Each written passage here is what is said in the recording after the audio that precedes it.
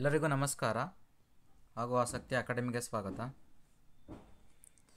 So ಇವತ್ತು ನಾವು ಒಂದು ಎರಡು ವಿಚಾರಗಳ ಬಗ್ಗೆ ಡಿಸ್ಕಷನ್ ಮಾಡೋಣ. ಒಂದು ಏನಪ್ಪ ಅಂತಂದರೆ ನೀಟ್ ಆಪ್ಷನ್ ಎಂಟ್ರಿ ಯಾವಾಗ ಬಿಡ್ತಾರೆ, ಮತ್ತು ಎರಡನೇ ಪಾಯಿಂಟ್ ಏನಪ್ಪ ಅಂತಂದರೆ KCET ನೀಟ್ ಕಂಬೈನ್ಡ್ ಕೌನ್ಸಿಲಿಂಗ್ ಯಾವತ್ತಿಂದ ಸ್ಟಾರ್ಟ್ ಆಗುತ್ತೆ. ಕೌನ್ಸಿಲಿಂಗ್ ಅಂತಂದರೆ ಈಗ ರಿಸಲ್ಟ್ಸ್ ಫಸ್ಟ್ ರೌಂಡ್ ರಿಸಲ್ಟ್ಸ್ ಯಾವಾಗ ಬಿಡಬಹುದು ಅನ್ನೋದ್ರ ಬಗ್ಗೆ. ಮೂರನೇ ವಿಚಾರ ಏನಪ್ಪ ಅಂತಂದರೆ ಕೆಲವರು ಆಲ್ರೆಡಿ ಕಾಮೆಂಟ್ ಬಾಕ್ಸಲ್ಲಿ ನಾನು ತುಂಬ ನೋಡಿದ್ದೀನಿ, ಸರ್ ನಮಗೆ ಈ ರ್ಯಾಂಕ್ಗೆ ಯಾವ ಕಾಲೇಜ್ ಸಿಗ್ಬೋದು, ಯಾವ ಬ್ರ್ಯಾಂಚ್ ಸಿಗಬಹುದು ಅನ್ನೋದ್ರ ಬಗ್ಗೆ ಒಂದು ಕನ್ಫ್ಯೂಷನ್ ಇದೆ, ಏನು ಮಾಡಬೇಕು ಅಂತ. ಇದ್ರ ಬಗ್ಗೆ ಆಲ್ರೆಡಿ ನಾನು ಒಂದು ವಿಡಿಯೋ ಮಾಡಿದ್ದೀನಿ, ದಯವಿಟ್ಟು ಹೋಗಿ ಚೆಕ್ ಮಾಡಿ. ಯಾವ ನಿಮ್ಮ ರ್ಯಾಂಕ್ಗಳಿಗೆ ಇದು KA ಆಲ್ರೆಡಿ ನಿಮಗೆ ಒಂದು ಲಾಸ್ಟ್ ಇಯರ್ದು ಪ್ರಾಬಬಲ್ ಕಟ್ ಆಫ್ ಅಂತ ಕೊಟ್ಟಿರ್ತಾರೆ. ಲಾಸ್ಟ್ ಇಯರ್ ಕಟ್ ಆಫನ್ನು ತೊಗೊಂಡ್ರೆ ನೀವು ನಿಮ್ಗೊಂದು ರಫ್ ಐಡಿಯಾ ಸಿಗುತ್ತೆ ಅಂತ ಆಲ್ರೆಡಿ ಒಂದು ವಿಡಿಯೋ ಮಾಡಿದ್ದೀನಿ. KU ವೆಬ್ಸೈಟಲ್ಲೇ ಇದೆ, ಅದು ನಿಮಗೆ ಅಲ್ಲೇ ಚೆಕ್ ಮಾಡ್ಕೋಬೋದು. ನೀವು ನಿಮ್ಮ ರ್ಯಾಂಕ್ ವೈಸು ಕಾಲೇಜ್ ವೈಸ್ ಬೇಕಾದ್ರೆ ಚೆಕ್ ಮಾಡ್ಕೋಬೋದು, ಅಥವಾ ಬ್ರಾಂಚ್ ವೈಸು ಚೆಕ್ ಮಾಡ್ಕೋಬೋದು. ಸೊ ಅದು ಯಾವ ಥರ ಅಂತ ನೋಡೋಣ. ಅದು ಆಲ್ರೆಡಿ ಎಕ್ಸ್ಪ್ಲೈನ್ ಮಾಡಿದ್ದೀನಿ, ಒಂದು ಜಸ್ಟ್ ಸ್ವಲ್ಪ ಒಂದು ಟಚ್ ಕೊಡ್ತೇನೆ ಅದಕ್ಕೂ ಸಹ ನಿಮಗೆ. ಸೊ ವಿಡಿಯೋ ಸ್ಟಾರ್ಟ್ ಮಾಡೋದಕ್ಕೆ ಮುಂಚೆ ದಯವಿಟ್ಟು ನನ್ನ ಚಾನಲ್ಗೆ ನೀವು ಹೊಸಬರಾಗಿದ್ದರೆ ಸಬ್ಸ್ಕ್ರೈಬ್ ಮಾಡ್ಕೊಳ್ಳಿ, ಹಾಗೆ ಈ ವಿಡಿಯೋನ ಲೈಕ್ ಮಾಡಿ, ಎಲ್ಲರಿಗೂ ಶೇರ್ ಮಾಡಿ. ಇದೇ ಥರದ ಅಪ್ಡೇಟ್ಸ್ಗಳಿಗಾಗಿ ನಂದು ವಾಟ್ಸಪ್ ಚಾನಲ್ ಇದೆ. ಆ ವಾಟ್ಸಪ್ ಚಾನಲ್ ಲಿಂಕನ್ನು ಡಿಸ್ಕ್ರಿಪ್ಷನ್ ಬಾಕ್ಸಲ್ಲಿ ಕೊಟ್ಟಿರ್ತೀನಿ. ಸೊ ದಯವಿಟ್ಟು ಆ ಲಿಂಕನ್ನು ಕ್ಲಿಕ್ ಮಾಡಿ ಜಾಯ್ನ್ ಆಗಿ, ನಿಮಗೆ ಏನೇ ಅಪ್ಡೇಟ್ಸ್ ಇದ್ದರೂ ಅದರಲ್ಲಿ ಸಿಗ್ತಾ ಇರುತ್ತೆ. ಸೊ ಈಗ ಫಸ್ಟ್ನೇ ವಿಚಾರ ಮಾತಾಡೋಣ. ಆಪ್ಷನ್ ಎಂಟ್ರಿ ನೀಟ್ಗೆ ನಮ್ಮ ಕರ್ನಾಟಕ ಸ್ಟೇಟ್ ಆಪ್ಷನ್ ಎಂಟ್ರಿ ಯಾವಾಗ ಸ್ಟಾರ್ಟ್ ಆಗುತ್ತೆ. ಸೊ ನಿಮಗೆ ಗೊತ್ತಿದೆ, ನೆನ್ನೆ ಒಂದು ವಿಡಿಯೋ ಮಾಡಿದ್ದೆ ಆಲ್ರೆಡಿ. MCC ಕೌನ್ಸಿಲಿಂಗ್ ಬಗ್ಗೆ ಆಲ್ರೆಡಿ ಒಂದು ನಿಮಗೆ ರೌಂಡ್ 1 ಹಿಡಿದು ರೌಂಡ್ 3 ಕಂಪ್ಲೀಟಾಗಿ ಎಲ್ಲ ಡೇಟ್ಸನ್ನು ಕೊಟ್ಟಿದ್ದಾರೆ, ಸ್ಕೆಡ್ಯೂಲನ್ನು ಕೊಟ್ಟಿದ್ದಾರೆ ನಿಮಗೆ. ಅಂದರೆ ಯಾವಾಗಿಂದ ಸೀಟ್ ಮ್ಯಾಟ್ರಿಕ್ಸ್ ಬಿಡೋದ್ರಿಂದ ಹಿಡಿದು ಅಡ್ಮಿಷನ್ ಆಗೋವರೆಗೂ ಡೇಟ್ಸ್ ಕಂಪ್ಲೀಟಾಗಿ ಕೊಟ್ಟಿದ್ದಾರೆ. ಸೊ ಅದನ್ನು ನೋಡಿದಾಗ ನೀವು ಇಲ್ಲಿ ಫುಲ್ ನೋಡ್ಬೋದು.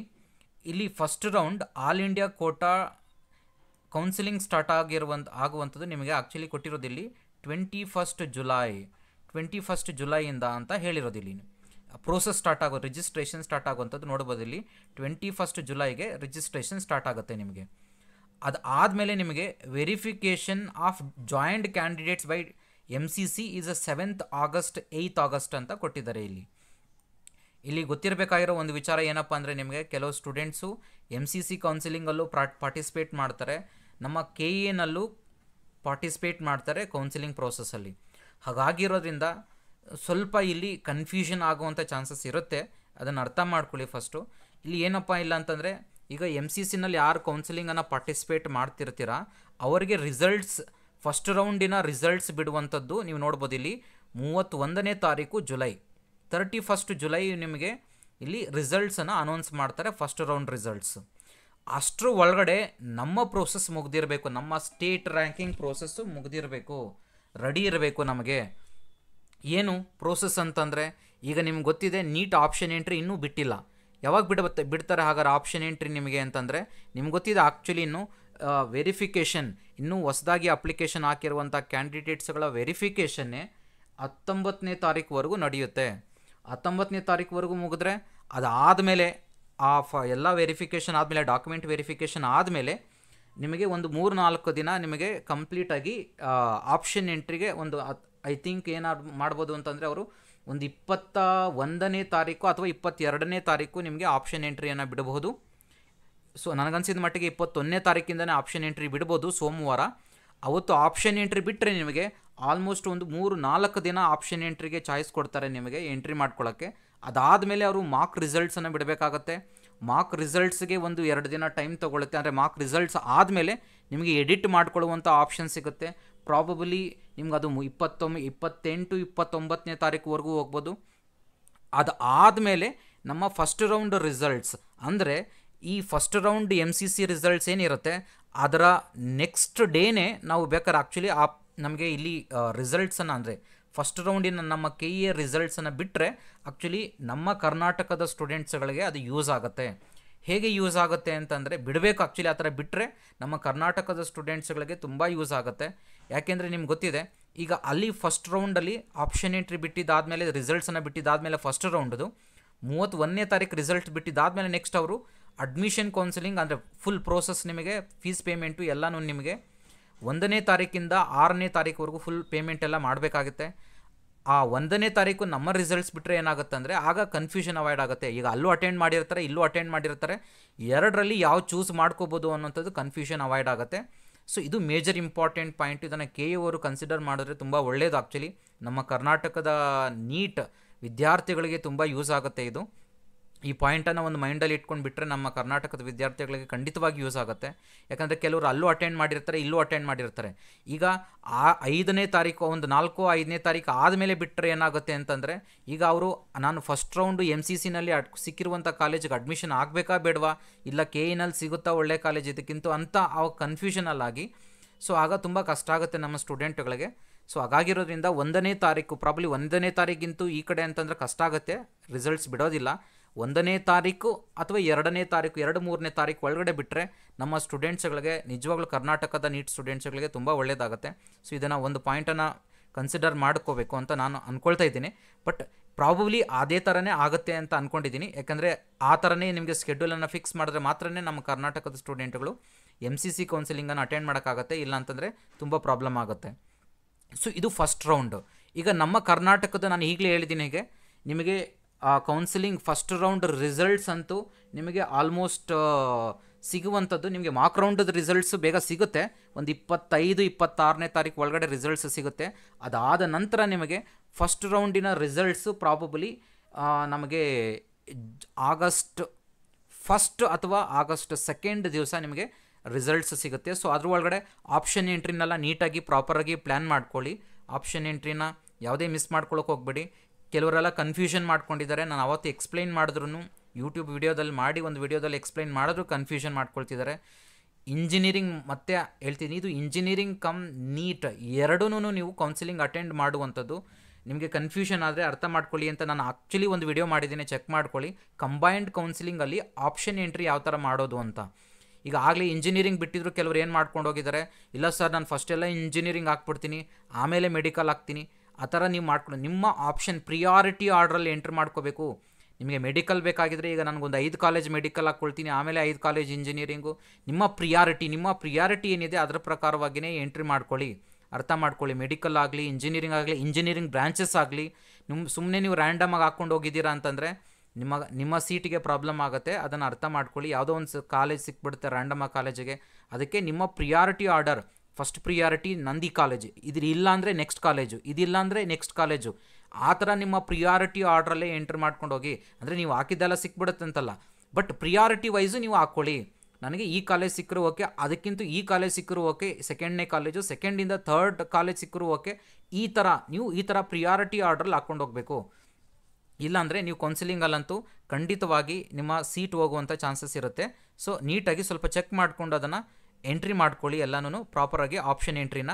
ಮತ್ತು ಕೆಲವರು ಮತ್ತೆ ಇನ್ನೂ ಕೇಳ್ತಿದ್ರು, ಸರ್ ಇಷ್ಟಾದ್ರೂ ಸರ್ ನಮಗೆ ಯಾವ ಕಾಲೇಜು ಯಾವ ತೊಗೋಬೇಕು ಅಂತ ಗೊತ್ತಾಗ್ತಿಲ್ಲ ಅಂತ ಅಂದ್ಬಿಟ್ಟು ನಾನು ಲಾಸ್ಟಲ್ಲಿ ಒಂದು ವಿಡಿಯೋ ಮಾಡಿದ್ದೆ ನಾನು ಇದ್ರ ಬಗ್ಗೆ. ಆ್ಯಕ್ಚುಲಿ ಏನಪ್ಪ ಅಂದರೆ ಈ ಕರ್ನಾಟಕ ಎಕ್ಸಾಮಿನೇಷನ್ ಅಥಾರಿಟಿ ವೆಬ್ಸೈಟಲ್ಲಿ ನಿಮಗೆ ಲಾಸ್ಟ್ ಇಯರ್ ಕಟ್ ಆಫ್ ಇದೆ, ಚೆಕ್ ಮಾಡ್ಕೊಳ್ಳಿ ಅಂತ ಅಂದ್ಬಿಟ್ಟು ಬಿಟ್ಟಿದೆ. ನಿಮಗೆ ಇನ್ನೂ ಗೊತ್ತಾಗಲಿಲ್ಲ, ಇನ್ನೊಂದು ಸರಿ ಒಂದು 2 ನಿಮಿಷದಲ್ಲಿ ಎಕ್ಸ್ಪ್ಲೈನ್ ಮಾಡ್ತೀನಿ, ನೋಡ್ಕೊಳ್ಳಿ. ಇಲ್ಲಿ KA ವೆಬ್ಸೈಟಿಗೆ ಹೋದಾಗ ನಿಮ್ಗೆ ರೈಟ್ ಸೈಡಲ್ಲಿ ಒಂದು KA ಬೋಟ್ ಅಂತ ಒಂದು ಕಾಣಿಸ್ತಿದೆಯಲ್ವಾ, ರೈಟ್ ಸೈಡು ನೋಡಬಹುದು. ಅದ್ಮೇಲೆ ಕ್ಲಿಕ್ ಮಾಡಿ. ಓಕೆ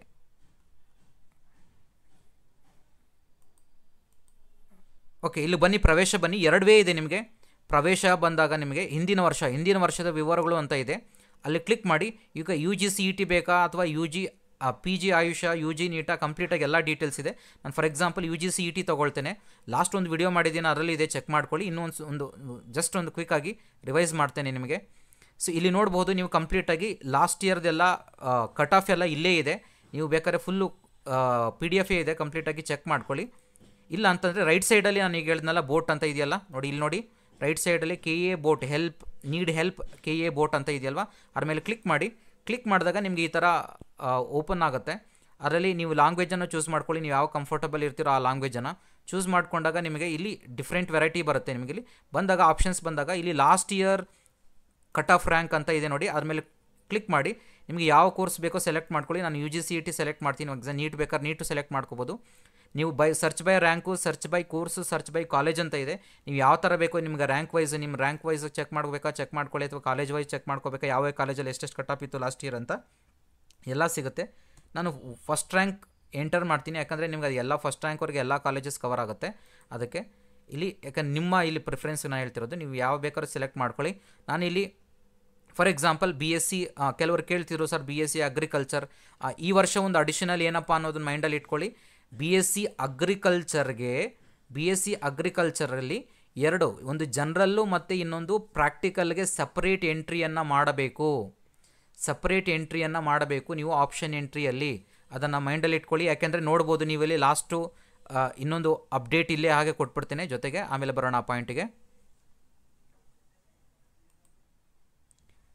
ಇಲ್ಲೇ KA ವೆಬ್ಸೈಟಲ್ಲಿ ನೀವು ಬಂದಾಗ ನಿಮಗೆ ಒಂದು ಆಪ್ಷನ್ ಇಲ್ಲಿ ಮೊನ್ನೆ ನೀಟಲ್ಲಿ ಒಂದು ಎಕ್ಸ್ಟ್ರಾ ಅಡಿಷನಲ್ ಆಗಿ ಬಿಟ್ಟಿದ್ದಾರೆ.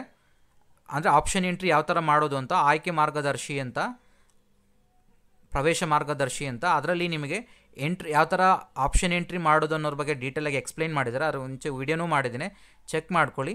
ಇಲ್ಲಿ ಒಂದು ಪಾಯಿಂಟ್ ಇದೆ ನಿಮಗೆ ನೋಡಿ, ಇಲ್ಲಿ ಗಮನಿಸಿ, ಇಲ್ಲೊಂದು ಪಾಯಿಂಟ್ ಇದೆ ನೋಡಿ. ವೆಟರ್ನರಿ ಮತ್ತು ಕೃಷಿ ವಿಜ್ಞಾನ ಕೋರ್ಸುಗಳಿಗೆ ರೆಗ್ಯುಲರ್ ಮತ್ತು ಪ್ರಾಕ್ಟಿಕಲ್ ರ್ಯಾಂಕ್ ಎರಡನ್ನೂ ಪಡೆದಿರುವ ಅಭ್ಯರ್ಥಿಗಳು ಆಪ್ಷನ್ ಎಂಟ್ರಿ ಪೋರ್ಟಲ್ನಲ್ಲಿ ಪ್ರತ್ಯೇಕವಾಗಿ ಇಚ್ಛೆಗಳನ್ನು ನಮೂದಿಸಲು ಸೂಚಿಸಿದೆ.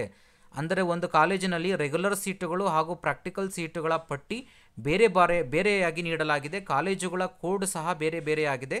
ಪ್ರಾಕ್ಟಿಕಲ್ ಕಾಲೇಜುಗಳ ಕೋಡ್ಗಳನ್ನು ಪರಿಶೀಲಿಸಿ ಆಪ್ಷನ್ಗಳನ್ನು ನಮೂದಿಸಿ, ಅದೇ ರೀತಿ ರೆಗ್ಯುಲರ್ ಕಾಲೇಜುಗಳ ಕೋಡ್ಗಳನ್ನು ಪರಿಶೀಲಿಸಿ ಅಂತ ಹೇಳ್ತಿದ್ದಾರೆ. ಸೊ ನಿಮಗಿಲ್ಲಿ ಈ ವರ್ಷ ಅಡಿಷನಲ್ ಆಗಿ ಮಾಡಿರುವಂಥದ್ದು ಅಂದರೆ ನಿಮಗೆ ಇಲ್ಲಿ ಪ್ರಾಕ್ಟಿಕಲ್ ರ್ಯಾಂಕ್ಗೆ ಒಂದು ಕಾಲೇಜ್ ಇರುತ್ತೆ, ಮತ್ತು ಆ ಒಂದೇ ಕಾಲೇಜಿನಲ್ಲಿ ಪ್ರಾಕ್ಟಿಕಲ್ ರ್ಯಾಂಕ್ಗೆ ಒಂದು ಡಿಫ್ರೆಂಟ್ ಕೋರ್ಸ್ ಅಂದರೆ ಡಿಫ್ರೆಂಟ್ ಸೀಟ್ಸ್ ಇರುತ್ತೆ, ಮತ್ತು ರೆಗ್ಯುಲರ್ ಕೋರ್ಸಸ್ಗೆ ನಿಮಗೆ ಒಂದು ಡಿಫ್ರೆಂಟ್ ಸೀಟ್ಸ್ ಇರುತ್ತೆ. ಸೊ ಖಂಡಿತವಾಗಿ ನೀವು ಎಲ್ಲ ಇದನ್ನು ಚೆಕ್ ಮಾಡಿಕೊಂಡು, ಅದ್ರ ಕಾಲೇಜ್ ಕೋಡುಗಳು ಡಿಫ್ರೆಂಟ್ ಇರುತ್ತೆ. ಒಂದೇ ಕಾಲೇಜಿಗೆ ಕಾಲೇಜ್ ಕೋಡು ಪ್ರಾಕ್ಟಿಕಲ್ ಸೀಟಿಗೆ ಡಿಫ್ರೆಂಟ್ ಇರುತ್ತೆ, ರೆಗ್ಯುಲರ್ ಸೀಟಿಗೆ ಡಿಫ್ರೆಂಟ್ ಇರುತ್ತೆ. ಸೊ ಇದನ್ನು ದಯವಿಟ್ಟು ಗಮನಿಸ್ಕೊಂಡು ನೀವು ಸ್ವಲ್ಪ ನೀಟಾಗಿ ಯಾವ್ಯಾವ ಕೋಡ್ಗಳಿದೆ ನೀಟಾಗಿ ಚೆಕ್ ಮಾಡಿಕೊಂಡು ಆಪ್ಷನ್ ಎಂಟ್ರಿನ ಮಾಡ್ಕೊಳ್ಳಿ. ಕೆಲವರು ಇದನ್ನು ಕ್ವಶನ್ ಕೇಳ್ತಿದ್ರು, ಸರ್ ನಮಗೀಗ ಪ್ರಾಕ್ಟಿಕಲ್ ರ್ಯಾಂಕ್ ಒಂದಿದೆ ಮತ್ತು ಜನರಲ್ ರ್ಯಾಂಕಿಗೆ ಇದು ಯಾವುದು ನಾವು ತೊಗೋಬೇಕು ಅಂತ ಎರಡೂ ಸಪ್ರೇಟಾಗೆ ತೊಗೊಂಡು ನೀವು ಸಪ್ರೇಟಾಗೆ ಆಪ್ಷನ್ ಎಂಟ್ರಿ ಮಾಡಬೇಕಾಗತ್ತೆ. ಪ್ರಾಕ್ಟಿಕಲ್ ರ್ಯಾಂಕಿಗೆ ಒಂದು ಆಪ್ಷನ್ ಎಂಟ್ರಿ ಮಾಡ್ಕೋಬೇಕಾಗತ್ತೆ, ಜನರಲ್ಗೆ ಒಂದು ಆಪ್ಷನ್ ಎಂಟ್ರಿ ಮಾಡ್ಕೋಬೇಕಾಗತ್ತೆ. ಸೊ ಇದು ಆ್ಯಕ್ಚುಲಿ ನಿಮಗೆ ಅಡಿಷನಲ್ ಪಾಯಿಂಟು. ಈಗ ಬರೋಣ ಮತ್ತೆ ಒನ್ಸ್ ಅಗೇನ್, ನಾವಿಲ್ಲಿ ಫಾರ್ ಎಕ್ಸಾಂಪಲ್ ನಾನು ಯಾವುದೋ ಒಂದು ಕೋರ್ಸ್ ತೊಗೊಳ್ತೀನಿ, ಅದರಲ್ಲಿ ಆಪ್ಷನ್ ಪ್ರೀವಿಯಸ್ ಇಯರ್ ಕಟ್ ಆಫ್ಗೆ ನೀವು ಯಾವ್ದು ಬೇಕಾದ್ರೂ ತೊಗೋಬೋದು. ಇಲ್ಲಿ ಓಕೆ, BSc ಅಗ್ರಿಕಲ್ಚರ್ ತೊಗೊಳ್ತೀನಿ. BSc ಅಗ್ರಿಕಲ್ಚರ್ ತೊಗೊಂಡು ಓಕೆ ಅಂತ ಕ್ಲಿಕ್ ಮಾಡಿದಾಗ ನಿಮಗೆ ಇಲ್ಲಿ ಕೆಟಗರಿ ಕೇಳುತ್ತೆ. ಕೆಟಗರಿ ನಾನು ಒಂದು ಯಾವ್ದಾರು ಕೆಟಗರಿ ತೊಗೋಬೋದು. ನಾನು ಜನರಲ್ ಅಂತ ತೊಗೊಳ್ತೀನಿ. ತೊಗೊಂಡಾಗ ನೀವು ಯಾವ ಕೆಟಗರಿ ತೊಗೊಂಡ್ರು ನಿಮಗೆ ಕಂಪ್ಲೀಟಾಗಿ ರೌಂಡ್ 1, ರೌಂಡ್ 2, ರೌಂಡ್ 3 ಕೇಳುತ್ತೆ. ರೌಂಡ್ 1 ಸೆಲೆಕ್ಟ್ ಮಾಡಿದಾಗ ನೀವು ಯಾವ ರೌಂಡ್ ಬೇಕಾದ್ರೆ ಇಲ್ಲಿ ನೋಡ್ಬೋದು, ಎಲ್ಲ ರೌಂಡ್ಗಳ ನಿಮ್ಮದು ಜನರಲ್ಗೆ ಯಾವ್ಯಾವ ಕಾಲೇಜಿನಲ್ಲಿ ಕಟ್ ಆಫ್ ಎಷ್ಟೆಷ್ಟಿತ್ತು ಅನ್ನೋದನ್ನು ಕಂಪ್ಲೀಟಾಗಿ ಇಲ್ಲಿದೆ ನೋಡಿ. ರೌಂಡ್ 1 GM ಕ್ಯಾಟಗರಿಗೆ ಎಷ್ಟು ಕಟ್ ಆಫ್ ಇತ್ತು ಅಂತ ಅನ್ನೋದನ್ನು ನೋಡ್ಬೋದು ನೀವು ಇಲ್ಲಿ ಕಂಪ್ಲೀಟಾಗಿ. ಓಕೆ, ಸೊ ಈ ಥರ ನೀವು ಎಲ್ಲ ಕಾಲೇಜುಗಳ ನೀವು ಕಂಪ್ಲೀಟಾಗಿ ಕಟ್ ಆಫನ್ನು ಮತ್ತು ಇವೆಲ್ಲ ಏನಿರುತ್ತೆ ಅಂದರೆ ನಿಮಗೆ ಆಲ್ಫಾಬೆಟಿಕಲ್ ಆರ್ಡ್ರಲ್ಲೇ ಇರುತ್ತೆ ಎಲ್ಲನೂ. ಸೊ ಈ ಥರ ನೀವು ಎಲ್ಲ ಕಾಲೇಜುಗಳು, ಇದು ಒಂದೇ ಅಲ್ಲ, ಎಲ್ಲ ಕಾಲೇಜುಗಳು ಎಲ್ಲ ಕೋರ್ಸುಗಳ ಲಾಸ್ಟ್ ಇಯರ್ ಕಟ್ ಆಫನ್ನು ನೋಡ್ಕೋಬೋದು. ಆಗ ನಿಮಗೆ ಒಂದು ರಫ್ ಐಡಿಯಾ ಸಿಗುತ್ತೆ. ಆಗ ಕಾಲೇಜುಗಳನ್ನು ಮತ್ತೆ ಇನ್ನೂ ಏನಾದರೂ ರೀಅರೇಂಜ್ ಮಾಡ್ಕೊಳ್ಳೋಂಗಿದ್ರೆ ರೀಅರೇಂಜ್ ಮಾಡ್ಕೊಳ್ಳಿ ಕಾಲೇಜಸ್ಸನ್ನೆಲ್ಲನೂ. ಇನ್ನೂ ಆಪ್ಷನ್ಸ್ ಎಂಟ್ರಿ ಬಿಡ್ತಾ ಇರ್ತಾರೆ ನಿಮಗೆ, ಇನ್ನೂ ಕೆಲವೊಂದು ಬಿಟ್ಟಿಲ್ಲ ಆಪ್ಷನ್ ಎಂಟ್ರಿ ಎಲ್ಲನೂ. ಈಗ BSc ಅಗ್ರಿಕಲ್ಚರ್ ಆಪ್ಷನ್ ಎಂಟ್ರಿ ಇನ್ನೂ ಬಿಟ್ಟಿಲ್ಲ. ಫಸ್ಟು ಸೀಟ್ ಮ್ಯಾಟ್ರಿಕ್ಸ್ ಬಿಡ್ತಾರೆ, ಅರ್ಥ ಮಾಡ್ಕೊಳ್ಳಿ ಯಾವ ಥರ ಬಿಡ್ತಾರೆ ಅಂತ. ಆಪ್ಷನ್ ಎಂಟ್ರಿಗೆ ಫಸ್ಟು ನಿಮಗೆ ಸೀಟ್ ಮ್ಯಾಟ್ರಿಕ್ಸ್ ಬಿಡ್ತಾರೆ. ಸೀಟ್ ಮ್ಯಾಟ್ರಿಕ್ಸ್ ಅದಾದಮೇಲೆ ನಿಮಗೆ ಆಪ್ಷನ್ ಎಂಟ್ರಿಯನ್ನು ಮಾಡೋದಕ್ಕೆ ಬಿಡ್ತಾರೆ. ಫಸ್ಟ್ ಇನ್ನೂ ಸೀಟ್ ಮ್ಯಾಟ್ರಿಕ್ಸೇ ಕೆಲವೊಂದು ಕೋರ್ಸುಗಳು ಬಂದಿಲ್ಲ. ಕೋರ್ಸಿಗೆ ಬಂದ ಮೇಲೆ ನಿಮಗೆ ಆಪ್ಷನ್ ಎಂಟ್ರಿ ಸಿಗುತ್ತೆ. ಆಪ್ಷನ್ ಎಂಟ್ರಿ ಸಿಕ್ಕಿದಾಗ ಆಪ್ಷನ್ ಎಂಟ್ರಿಯನ್ನು ಕಂಪ್ಲೀಟಾಗಿ ಮಾಡ್ಕೊಳ್ಳಿ ಇದೇ ಥರ. ಸೊ ಅರ್ಥ ಆಗಿದೆ ಅಂದ್ಕೊಂಡಿರ್ತೀನಿ. ಆಲ್ಮೋಸ್ಟ್ 4-5 ಪಾಯಿಂಟನ್ನು ಕವರ್ ಮಾಡಿದ್ದೀನಿ. ಫಸ್ಟ್ ಪಾಯಿಂಟ್ ಬಂದು ನಿಮಗೆ ಇಲ್ಲಿ ಆಪ್ಷನ್ ಎಂಟ್ರಿ ಬಗ್ಗೆ, ನೀಟ್ ಆಪ್ಷನ್ ಎಂಟ್ರಿ ಯಾವಾಗ ಬಿಡ್ತಾರೆ ಅನ್ನೋದ್ರ ಬಗ್ಗೆ ಎಕ್ಸ್ಪ್ಲೈನ್ ಮಾಡಿದ್ದೀನಿ. ಎರಡನೇ ಪಾಯಿಂಟ್ ಕೌನ್ಸಿಲಿಂಗ್ ಯಾವಾಗ ಸ್ಟಾರ್ಟ್ ಆಗುತ್ತೆ, ನಮ್ಮದು Karnataka counselling first round results ಯಾವಾಗ ಬರ್ಬೋದು ಅನ್ನೋದ್ರ ಬಗ್ಗೆ ಎಕ್ಸ್ಪ್ಲೈನ್ ಮಾಡಿದ್ದೀನಿ. ಅದೇ ಥರ ನಿಮಗೆ ಇಲ್ಲಿ BSc ಅಗ್ರಿಕಲ್ಚರ್ ಮತ್ತು ವೆಟರ್ನರಿ ಸೈನ್ಸ್ಗಳಿಗೆ ಪ್ರಾಕ್ಟಿಕಲ್ ರ್ಯಾಂಕ್ ಮತ್ತು ರೆಗ್ಯುಲರ್ ರ್ಯಾಂಕ್ಗಳಿಗೆ ಎರಡೆರಡು ಆಪ್ಷನ್ ಎಂಟ್ರಿನ ಮಾಡ್ಕೋಬೇಕು ಅನ್ನೋದ್ರ ಬಗ್ಗೆ ಎಕ್ಸ್ಪ್ಲೈನ್ ಮಾಡಿದ್ದೇನೆ. ಹಾಗೆ ಕಾಲೇಜ್ ವೈಸು ಕಟ್ ಆಫ್ಗಳು ಯಾವ ಥರ ಇತ್ತು ಲಾಸ್ಟ್ ಇಯರ್ ಅನ್ನೋದನ್ನು KA ವೆಬ್ಸೈಟಲ್ಲೇ ನೀವು ಚೆಕ್ ಮಾಡ್ಕೋಬೋದು ಯಾವ ಥರ ಇತ್ತು ಅಂತ ಅಂದ್ಬಿಟ್ಟು ಅನ್ನೋದನ್ನು ಸೊ 4 ಪಾಯಿಂಟ್ಗಳ ಬಗ್ಗೆ ಎಕ್ಸ್ಪ್ಲೈನ್ ಮಾಡಿದ್ದೇನೆ. ಸೊ ಅರ್ಥ ಆಗಿದೆ ಅಂದ್ಕೊಂಡಿರ್ತೀನಿ. Thank you all. ದಯವಿಟ್ಟು ನನ್ನ ಚಾನಲನ್ನು ಯಾರು ಇನ್ನೂ ಸಬ್ಸ್ಕ್ರೈಬ್ ಮಾಡಿಲ್ಲ ಸಬ್ಸ್ಕ್ರೈಬ್ ಮಾಡ್ಕೊಳ್ಳಿ. ಹಾಗೆ ಈ ವಿಡಿಯೋನ ಲೈಕ್ ಮಾಡಿ ಎಲ್ಲರಿಗೂ ಶೇರ್ ಮಾಡಿ. Thank you all.